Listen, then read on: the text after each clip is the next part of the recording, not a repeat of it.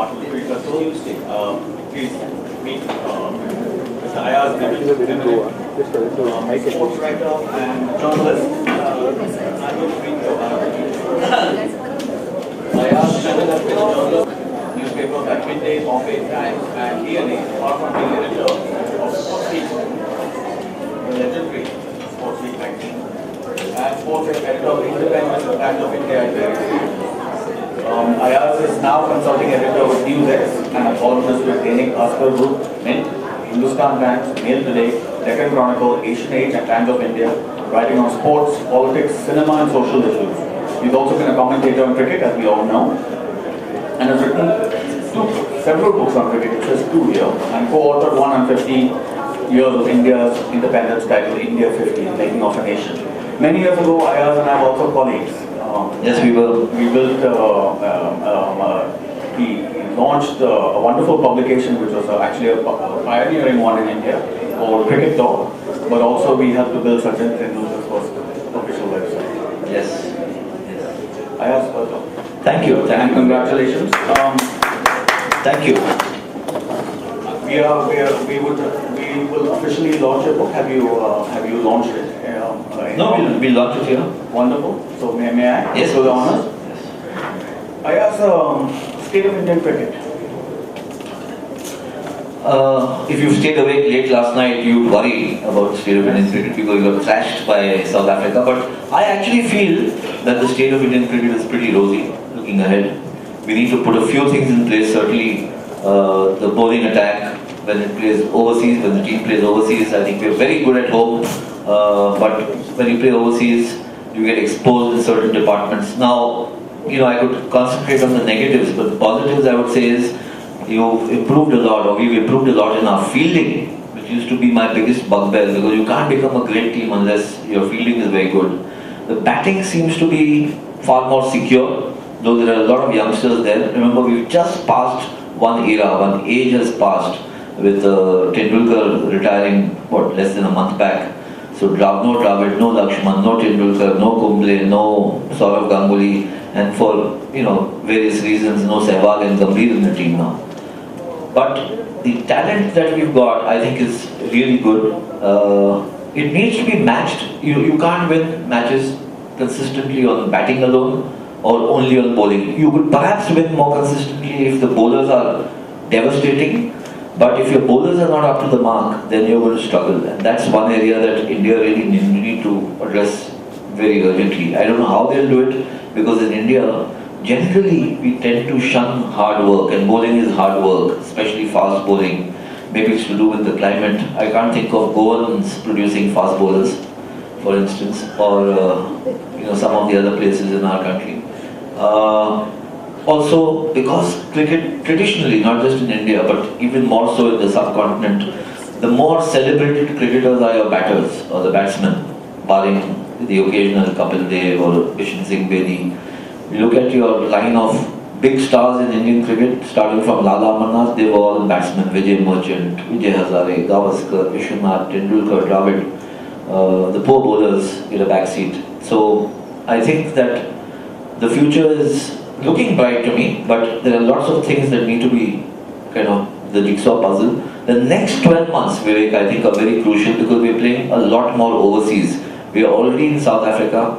The next 3 weeks, if we get whitewashed, then it's like 2 steps behind. Then we've got a tour to New Zealand. Then we've got a full tour of England, where we were demolished 4-0 the last time. So how we fare over the next 8-10 months will give us a clearer picture, because this is the new age team, this is the new team.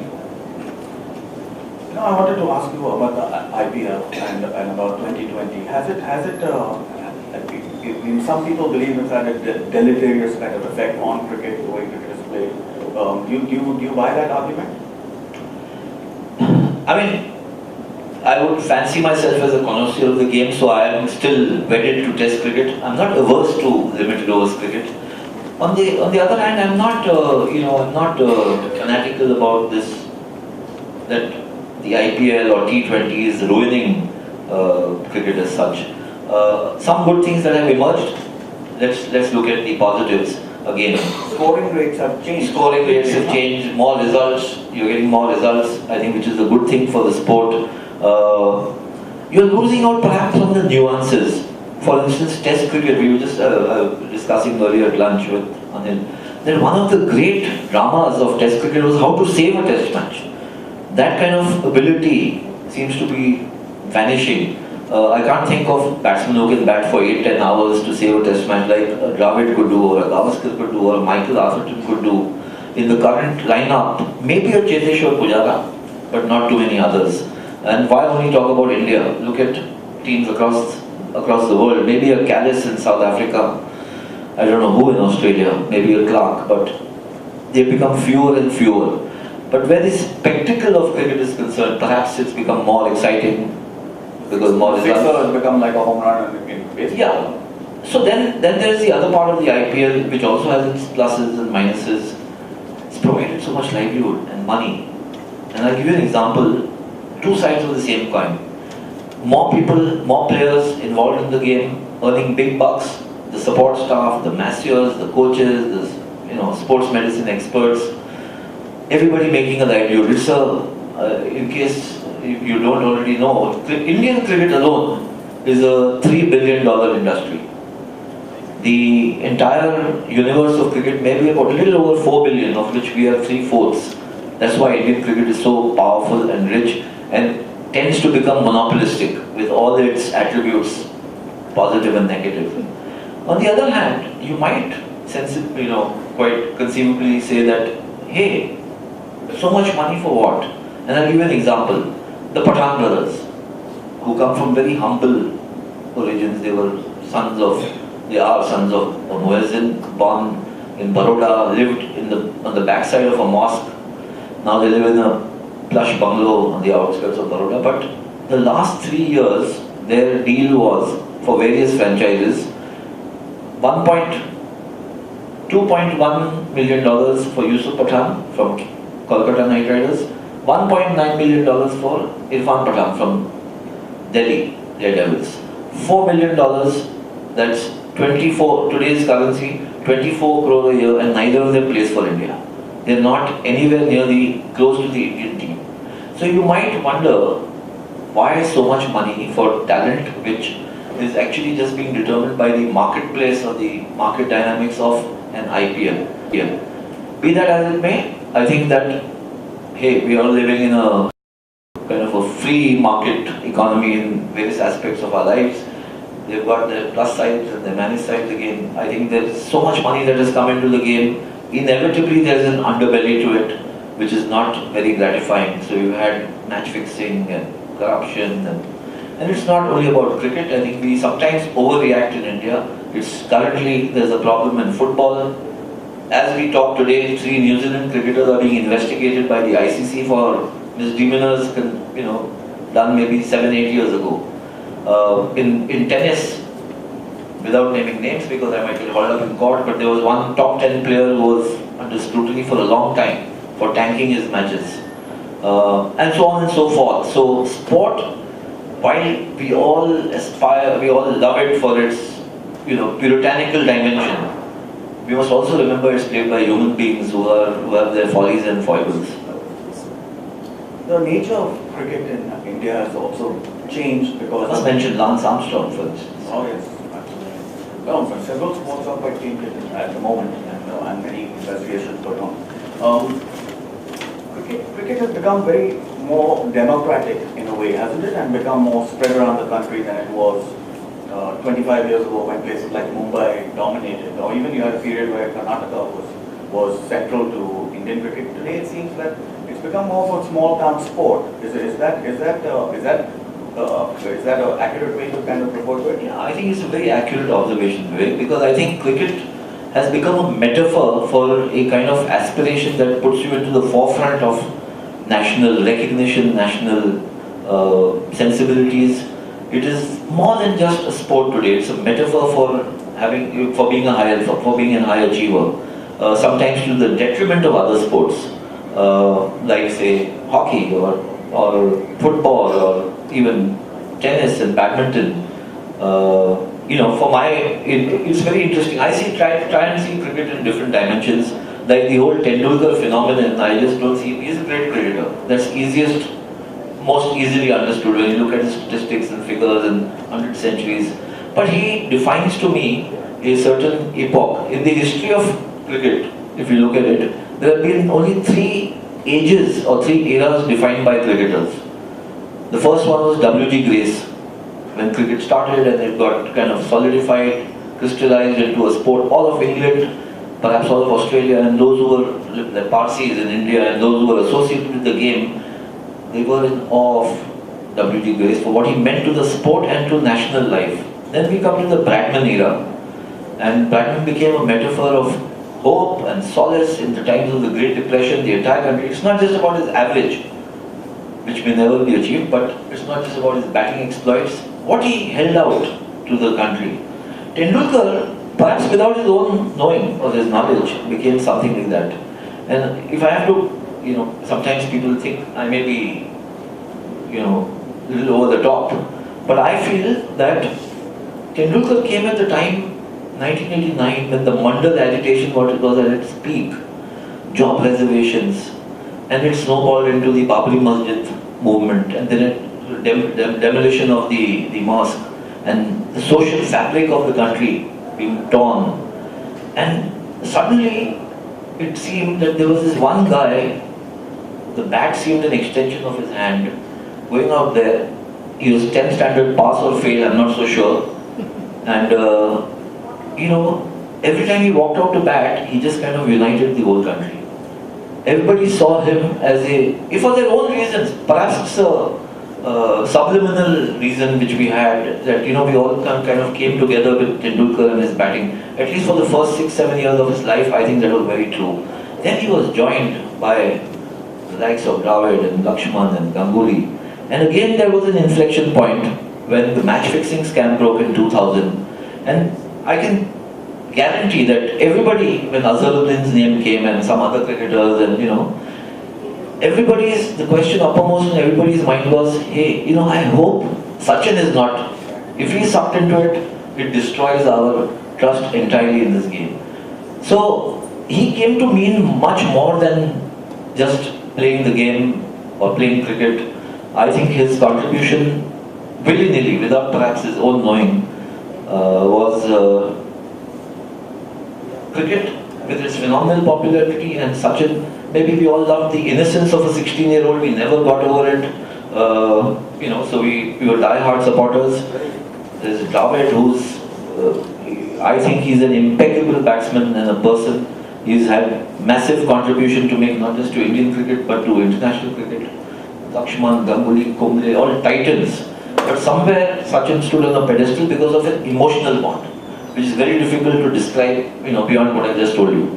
No, I completely agree with you. I mean, Sachin came at a time when in India we didn't have so much to be proud of. It was a troubled time, era, and he somehow, as you said, as being just the individual he is, not even consciously, just who he was, how he represented himself, how he was. There was a fearlessness.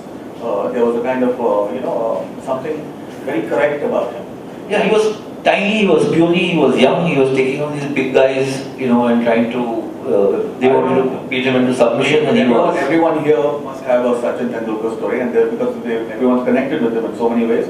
But I witnessed his first tour to England, and he was so shy. He was almost mute. You of course knew him in that era. And I remember just having once going and telling him, I met him, you made me proud to be an Indian, and which I meant sincerely. He was too mute. He was so shy.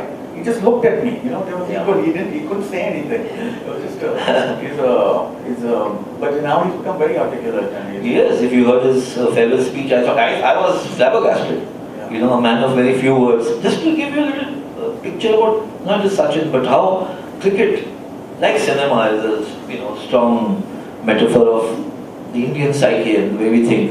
And if you go back in time from Sachin, and if you look at the mid-70s, And again, I've had long discussion with an ex-colleague, an ex-journalist who is no longer with us, K.N. Prabhu, who was a very well-known writer.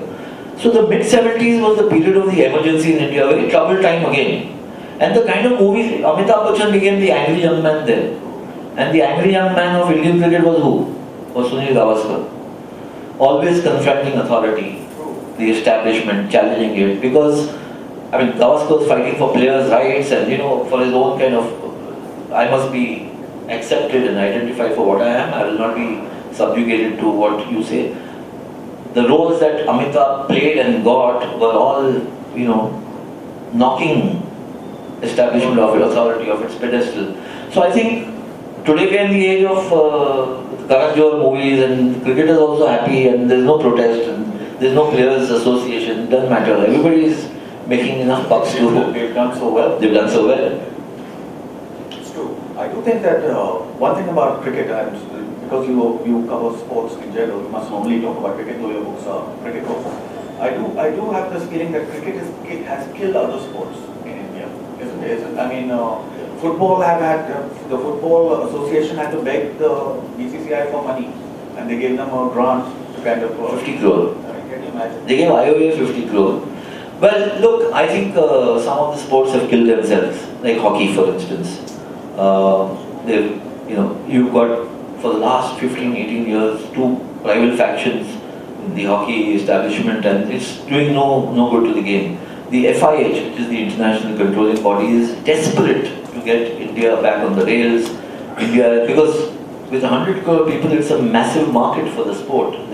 Hockey is in a troubled state everywhere in the world because of lack of audiences, which I attribute to not being broad-minded enough to change the game to suit television audiences. Like cricket has very smartly done. Yes. T20 is purely a television spectacle.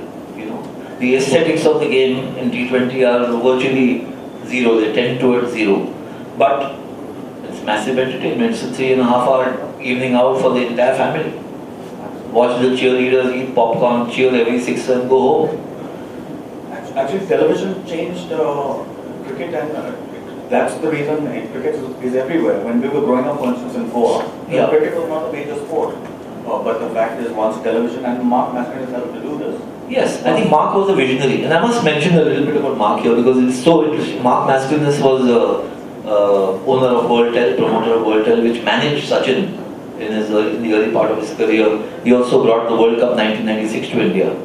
So Mark had the vision. He was passionate about sports. He was passionate about cricket, being a Bangalore boy who lived in the US. But he was also very Yankee in his business acumen and bulldozing, buccaneering American entrepreneur. How did he make his money? He came here with a war chest, I believe, of about $400 million about 20 years ago. When he first came, made a big inroad into Indian cricket. When World Cup football went to America in '92, he bought rights of old European matches, league matches, club matches, to show American audiences, initiate them into the sport. So he found, eager buyers from the channels there.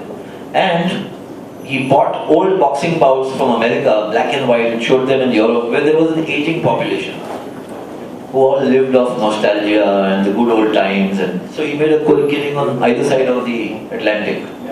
And then he flushed that money into Indian cricket, and I think in 1996, 95, he gave Tendulkar a deal of 18 crore, if I remember correctly. Something like that, or 20 crore. Which, my sources tell me that Sachin was trembling when he got that check. He couldn't believe it himself. And 5 years later, that was worth almost 100 crore. So the commerce of sport has been redefined. But at its core, Vivek, I think we need to understand sport as not just about money. Commerce does drive sport. Without big money today, you can't have sport at this level because it's damn expensive to buy the rights of any major tournament. In television, the biggest, most expensive thing to show and run is sports, even more than national news. But from a consumer's point of view, from a fan's point of view, and it is driven by fans, it's driven by communities. Manchester United is a tribe. The followers of that club are all over the world. My daughter is a die-hard Liverpool follower. When the match is about to be played on television, she's alone in the house. When their anthem comes up, she'll call up her friends who are all Liverpool fans and they'll all sing the anthem. So you have to have that kind of, what I call junoon, or the mad passion which drives you. There is also the other dimension to sport which particularly fascinates me. And I mentioned this about Sachin as a metaphor. But there are across sports, you see what they start meaning to people. Muhammad Ali, the boxer, World Heavyweight Boxing Champion. He was not just a boxer. He was an activist. He fought against the, why should I go and fight the Vietnamese? He was a spokesperson for the blacks in America, where they were still fighting for their freedom. Billie Jean King was not just a champion tennis player. She was fighting for the rights of the gays and lesbians, way ahead of everybody else, 45 years back. So these are, striking examples, and there are so many of them. And feminism, she played Bobby Ray. Feminism. So, Jesse Owens, when he went along with our own Dhyan Chand at the 1936 Olympics, and you compete in front of Hitler, and one guy is running, a black man, and winning 4 gold medals. The other guy is playing barefoot, hockey, and winning the Olympic title. Right. So, sports has a dimension to it which is beyond runs and medals and titles, and I think somewhere it strikes all of us. It hits. It's not just about appealing to our mind. The great thing about sport is it also appeals to your heart, and why I think it is still more powerful than cinema. Though if you look at the broader sweep, it might seem that cinema is a front runner and an easy winner. I actually think not. Sports may not have that sweep in terms of numbers, but every now and then you get one personality who just overwhelms everybody. I went to watch the All-Star game in basketball in the US in 2009. It was in Atlanta City, and Muhammad Ali came there as one of the guests, and he could barely walk because of his ailment. But the minute he walked in, for about 30 seconds, there was pin drop silence. You could hear your own breath, and then everybody broke into applause. So he is symbolic of more than just being a great boxer. And in our own time we've seen, this is the kind of effect I've seen, let's say with Sachin. We went to England, lost 4-0. Poor Rahul Dravid in 4 test matches made 300s. Magnificent batting. The last kind of, of the flame, the flicker of the flame before it died. But every time Sachin walked out to bat, he made, you would get a standing ovation, you would make 10 runs, 20 runs, get bowled or something, walk back, standing ovation again. There's a certain aura that... Absolutely. I've seen Jordan at Madison Square Garden, and I've seen things like that. Bruce Springsteen in New Jersey, but Sachin in Wankhede. Yeah. It is something electrifying. The whole stadium was on tenterhooks the entire time, and everyone's screaming Sachin, Sachin the entire time that he batted. So unfortunately we won't have a chance to see him again. You might see him in the Rajya Sabha if you follow Rajya Sabha TV. Yeah, that's it. but that to see Sachin Tendulkar batting in Bombay is one of the highlights, I think, a cultural highlight of our life. Some questions? Yeah. How do you see Sachin as a commentator? I hope he doesn't become a commentator. For the reason that he might. I would say that he would be a better fit in a studio panel as an expert rather than giving running commentary.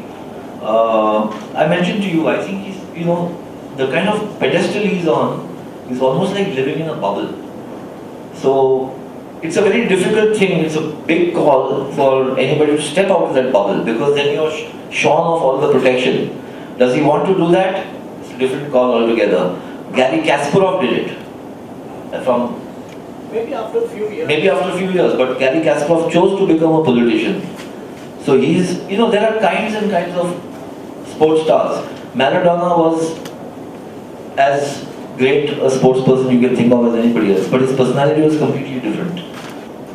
And we all talk about this new thing of, and that's a post-Dhoni phenomenon, the rise of the small town or something. Yeah. But don't you think it's another phase? There was a Bombay phase, and there was a Delhi phase, and now it's a small town phase. So small town is not a small town, but it's just a conglomeration of it's a concept. I don't know. I mean, I'm guessing because there are as many hardworking boys who take the morning train from South Bombay to the Maidan every morning, and this him doing in Delhi and whatever in Calcutta, whatever.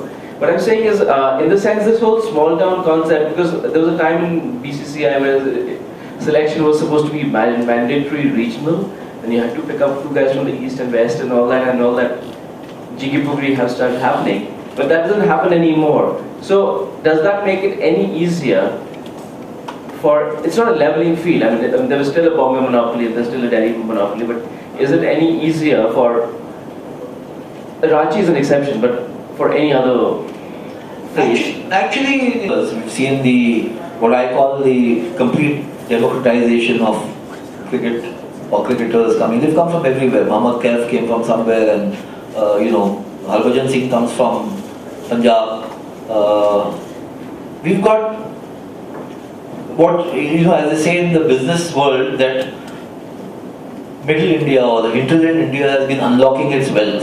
A lot of people sat on a lot of wealth and nobody knew how much of it existed till they came along. Likewise, we've seen that happen in cricket. And because cricket is such an aspirational sport, it's almost like people wanting to become a Bollywood star. They come from all over. And you go and see in Mumbai now, there is a part of Mumbai which you can say is the Bollywood aspirational Mumbai. And there is an old Mumbai which is still, maybe from Lokhandwala onward is all newcomers, stragglers, wanting to make it big. And they come from everywhere. Pretty much that is happening in cricket. What has also happened is that because Indian cricket has become so rich, the infrastructure has come into place. Some of it is going to become like white elephant, that why such a big stadium? Like Ranchi's got a state-of-the-art stadium, like a multiple sports stadium now. But it's got the facility, otherwise where would people from Ranchi go? Remember, Mahendra Singh Dhoni was a ticket collector. He used to play actually in Bengal because there was nowhere else to go. This new boy, Mohammad Shami, fast bowler, he's from Moradabad, who actually plays in Bengal. So what is happening is, I think what's working, and I hope it starts happening in other sports like hockey and football, you need a hub and spoke model. So you have not just 5 centers that existed, Mumbai, Delhi, Chennai, Kolkata and Bangalore in the old days for cricket, but you must have maybe 12 or 13 or 14, 15 of these centers, and then these are the hubs. And then you have the spokes, the pipelines which go into the districts and the Mufassal areas, so that talent spotting and talent nurturing is not, ultra localized or, only in a few centers. And which is why you find that this is happening. Now, the IPL, one of the plus points is, perforce, they have catchment areas defined. You have to go and spot young talent. Because they are franchises who are looking in the long run, they have to develop young talent. Since you can play only 4 international players in a team, in a match, you have to look at more indigenous talent. So all that is going to help. I think we'll see more of that. Like, Barcelona Football Club or Real Madrid, they have their academies and scouts who are churning out huge amounts of talent. So hopefully that will happen in other sports also. I think it's already happening in cricket, but I think it's happening, I'll tell you, in 2 other sports in India. One is unsung, because it seems to be at a subterranean level, which is chess. The effect of Vishwanathan Anand has been mind-boggling. The other is, I think, in badminton. There seems to be a sudden wave. Now, how sustainable it is, I have no idea. But the young talent in badminton is really good, and but not so much in tennis, unfortunately. And I think in football we are still a zillion years behind. Hockey, I think, hockey, unless the administration sorts itself out, is going to be very, the leagues are coming in, so we'll have to wait and see. But hockey, if you ask me honestly, I think we are below the number 10 mark. We're not in the top 10. We may fool ourselves, we get entry here and there because they want India. But in terms, our boys are not lasting 1.5 hours on AstroTurf. They can't play. And it's not just India, Pakistanis also, the same thing has happened to them. So just getting a foreign coach is not a solution. Thank you so much for absolutely wonderful discussion. I wanted to tell you one thing about chess. We have a center of excellence here in Goa, and next to Vishwanathan Anand, the only world champion that India has produced is Ivana Furtado, who won under 9 girls, the world champion, and then she won again under 11. So, Fantastic. And we have really a center of excellence here, completely homegrown with no support by the government. Just a thought. I mean, sports has this strange thing of coincidences. You'll find, and people who are statistically inclined will tell you that.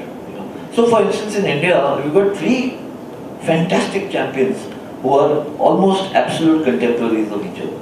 There's Sachin Tendulkar, there's Vishwanathan Anand, and there's Leander Paes. Oh yes, yeah.